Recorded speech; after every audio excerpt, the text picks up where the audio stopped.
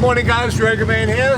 My newest vehicle, 1915 Ford GTO motor, 389, 3 deuces.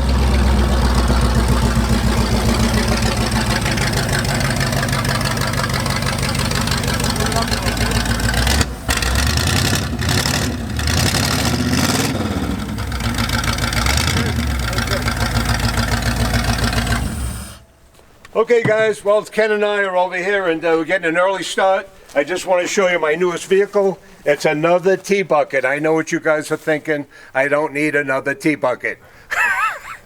And you're right, I don't need another T-bucket. But this one here is really special. This was built in the early 60s, 60 years ago. And the main thing is, it's all metal. It's an all metal body, very hard to find. Okay, see, here's a magnet.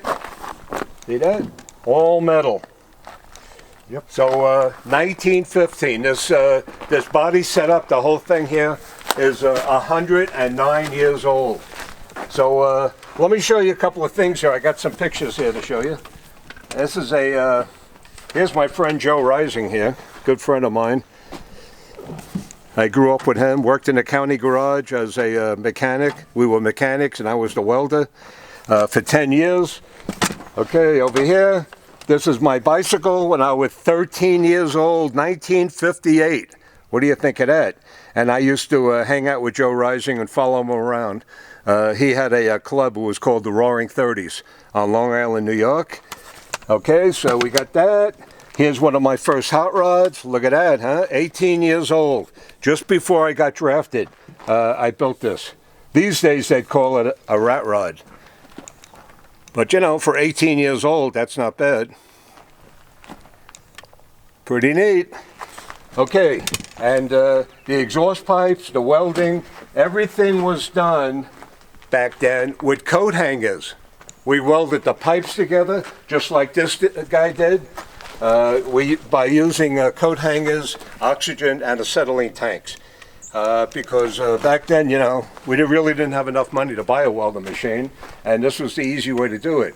In fact, my whole Dragon bike is welded together with coat hangers 57 years ago, and it's still holding up. Okay, so anyway, yeah, this really belongs in a museum. This was really built by a teenager. Back then, you could go to the junkyard, you could buy a V8 motor with a transmission for $250. You could buy the whole hot rod for like $350 without the motor. Gas for 30 cents. This here is a generator. They didn't have alternators on cars until 1965. These are drum brakes. They didn't have those on automobiles from the factory until 1965. So this is really a collector's item.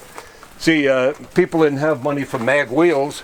You know, Krager and Keystone mags were the big thing back then, but they were expensive. So what a lot of guys did, they took a stock rim and reversed it. They cut the rivets out, reversed the rim, and welded back up and have it chrome plated.